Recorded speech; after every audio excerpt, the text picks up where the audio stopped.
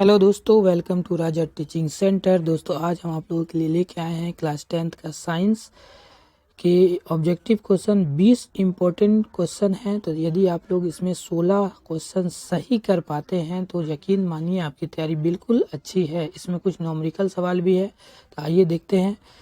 Yes, मेरा पहला ही सवाल न्यूमेरिकल है, तो देखते हैं। यदि आप लोगों को इसका सूत्र याद है तो ज़रूर आप लोग बना पाएंगे। तो सवाल ये कह रहा है, किसी बल्ब में से 220 भी पर यानी वोल्ट पर 2 एम्पीयर की धारा प्रवाहित होती है तो फिलामेंट का प्रतिरोध क्या होगा। यानी कि आपको भी दिया है 220, ठीक है, और आपको आई का वैल्यू भी पता है 2 एम्पीयर। तो आपको निकालना क्या है, आर। यदि आप लोगों ने ओम का नियम पढ़ा होगा तो क्या होता है, भी बराबर आई आर। ओके, तो भी आपको दिया है 220 और आई का वैल्यू है 2 और आर आपको निकालना है। तो आराम से निकाल सकते हैं, 2 इसके नीचे आ जाएगा। यानी 2 से अगर आप इसे काटते हैं तो 2 एकम 2, 2 एकम 2 और 0, यानी आर का वैल्यू आपका आ गया 110। Option number C. Next question देखते हैं, बिजली के फ्यूज का तार बना होता है किसका। तो सिंपल क्वेश्चन है ये आप लोगों के लिए, टीन का, तांबा और टीन दोनों का। तो सिंपल क्वेश्चन है, ऑप्शन नंबर सी, तांबा और टीन दोनों का। नेक्स्ट क्वेश्चन है, ये भी एक न्यूमेरिकल सवाल है। 100 वाट 220 वोल्ट के विद्युत बल्ब के तंतु का प्रतिरोध कितना होगा। यानी कि यहाँ भी आपको आर का वैल्यू पूछा है। तो यहाँ पे यदि आपको ये सूत्र याद है, पावर दिया है आप लोग को, देख लीजिए कितना, 100 वाट का। अभी भी आप लोगों को पता है 220 भी आप लोगों को आर निकालना है। लेकिन यहाँ भी बराबर आई आर से काम चलेगा नहीं, क्योंकि यहाँ पे आई का वैल्यू तो दिया नहीं है। तो एक सूत्र होता है पी बराबर भी स्क्वायर आर। यानी ये सूत्र यदि आप लोगों को पता है तब बन जाएगा ये सवाल। यानी कि पी का वैल्यू होता है भी स्क्वायर बट्टे आर, पी इक्वल टू, तो यहाँ पे आपको पी का वैल्यू दिया है 100, ओके, और भी का वैल्यू दिया है 220 और बट्टे आर, यहाँ पे 220 का स्क्वायर है। तो अब यहाँ पे क्या है कि 22 का स्क्वायर यदि आपको आता है तो 22 का स्क्वायर होता है 484, ओके, और इस पे 2 जीरो बैठ जाए क्योंकि स्क्वायर कर रहे हैं, बट्टे आर है, और यहाँ मेरा 100 ओम है। यानी कोना कोनी अगर 100 है, सॉरी, अगर कोना कोनी गुना करेंगे तो 100 आर हो जाएगा। यानी कि 100 आर इक्वल टू 484 पे डबल जीरो। तो ये 2 जीरो से ये 2 जीरो कैंसिल हो जाएगा, यानी आर बराबर 484, option number B. Next question देखें, ये भी एक न्यूमेरिकल सवाल है, बस लास्ट है शायद। 16 वोल्ट विभवांतर के 2 बिंदुओं के बीच 2 कूलम आवेश को ले जाने में किया गया कार्य। तो यहाँ भी W का वैल्यू पूछा है। यदि आपको पता है W equal to Q into V होता है तो आराम से बन जाएगा ये सवाल आपका। Q का वैल्यू 2 दिया है और V का वैल्यू 16 दिया है, यानी 16 दूना 32। ऑप्शन कार्य बराबर 32 हो जाएगा, ऑप्शन नंबर बी।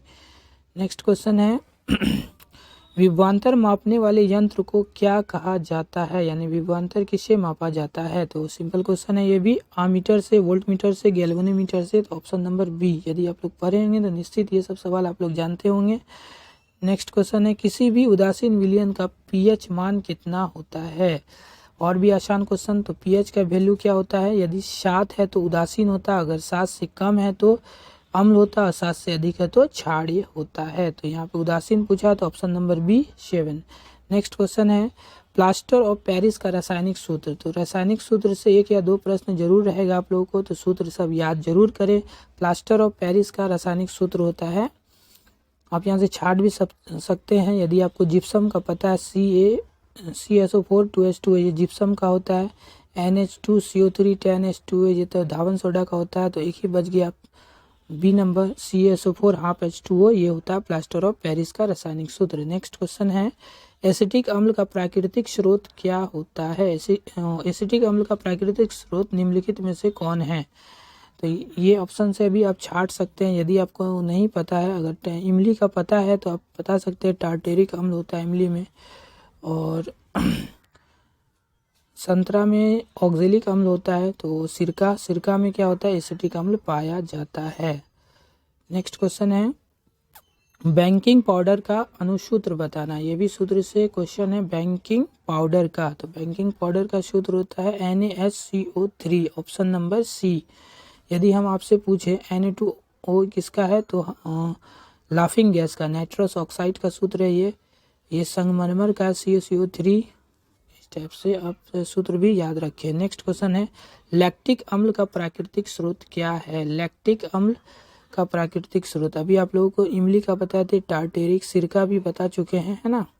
सिरका में एसिटिक अम्ल और दही है वो लैक्टिक अम्ल में प्राकृतिक स्रोत है। लैक्टिक अम्ल का प्राकृतिक स्रोत दही, option number A. Next question है कौन विद्युत का सर्वोत्तम सुचालक है, यानी कौन है तो वैसे यहाँ पे सभी, लेकिन सर्वोत्तम पूछा है तो Ag यानी कि चांदी हो जाएगा। इसका परमाणु संख्या 47 होता है, ये भी आप लोग ध्यान रखें। एल्युमिनियम का 13 होता है परमाणु संख्या, लोहा का 26 होता है और कॉपर का 29 होता है, ये भी ध्यान रखिए। परमाणु संख्या से 1 या 2 ऑब्जेक्टिव आते हैं। नेक्स्ट क्वेश्चन है निम्न में से कौन अधातु है। तो अधातु है यहाँ पे ऑप्शन नंबर लोहा, लोहा तो धातु है, एल्युमिनियम भी धातु है और सोना भी धातु है, तो एक ही बचा कार्बन। कार्बन क्या है, अधातु है। नेक्स्ट क्वेश्चन है कमरे के ताप पर मरकरी धातु किस अवस्था में पाई जाती है। तो कमरे के ताप पे पूछा है, तो कमरे के ताप पे जितना भी धातु होता है वो तो ठोस होता है, लेकिन यहाँ पे कमरे के ताप पे मरकरी धातु किस अवस्था में पाई जाती है, तो ऑप्शन नंबर बी द्रव अवस्था में। यदि आपसे ये पूछता कमरे के ताप पे कौन सा अधातु है जो द्रव अवस्था में पाया जाता है, तो ब्रोमीन, ये भी क्वेश्चन याद रखिएगा। नेक्स्ट क्वेश्चन है इनमें कौन अधातु होते हुए भी चमकीला होता है। जितना भी अधातु हो तो चमकीला होता नहीं है, लेकिन एक अपवाद है iodine, option number C. Iodine एक अधातु है फिर भी ये चमकीला होता है। नेक्स्ट क्वेश्चन है बॉक्साइड निम्नलिखित में से किस धातु का अयस्क है। तो अयस्क से एक क्वेश्चन आ सकता है, तो ये बॉक्साइड जो है ऑप्शन नंबर लोहा, कैल्शियम, सोडियम या एल्युमिनियम, तो एल्युमिनियम का अयस्क है बॉक्साइड। नेक्स्ट क्वेश्चन है किसी अधातु के परमाणु के बाह्यतम शेल में इलेक्ट्रॉन की संख्या कितनी होती है। तो बाह्यतम में आप पता होगा, यदि धातु अगर चेक करते हैं, मान लीजिए अगर हम सोडियम का बताएं आप लोगों को, तो कैसे निकाल, सोडियम का परमाणु संख्या 11 होता है, यानी 2, 8 और 10 1, यानी बाह्यतम कक्षा में 1 इलेक्ट्रॉन, यानी ये धातु होगा। 1 रहे या 2 रहे या 3 रहे, ये रहेगा तो क्या होगा, धातु। इसके अलावा 7 रहे, 8 रहे, 5 रहे, 6 रहे और 7 रहे, तो क्या कहलाता है आपको, अधातु। तो यहाँ पे बाह्यतम इलेक्ट्रॉन संख्या, मतलब अधातु के परमाणु के बाह्यतम शेल में इलेक्ट्रॉनों की संख्या होती है, तो ऑप्शन नंबर क्या हो जाएगा, 3, 4, 5, नहीं 3 तो होगा नहीं, 1, 2 तो धातु का हो गया, 4, 5, 6, 7 या 8, तो ऑप्शन नंबर सी, ऑप्शन के हिसाब से सी होगा इसका आंसर। नेक्स्ट क्वेश्चन है मानव में डायलिसिस थैली है।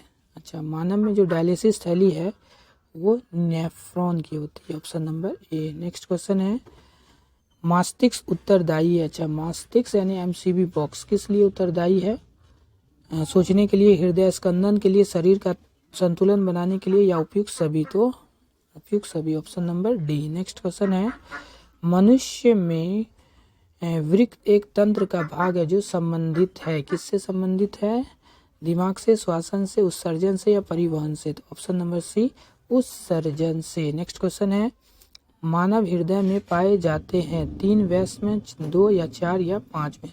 तो सिंपल है, इसमें आपसे पूछा है कि मानव जो हृदय होता है इसमें कितना वैस में होता है, तो 4 होता है, यानी कि ऑप्शन नंबर सी। तो दोस्तों कैसा लगा आप लोगों को ये वीडियो, यदि अच्छा लगा तो ज़रूर वीडियो को लाइक करें, शेयर करें और चैनल को सब्सक्राइब करें। मिलते हैं नेक्स्ट इम्पोर्टेंट क्वेश्चन में। Thank you.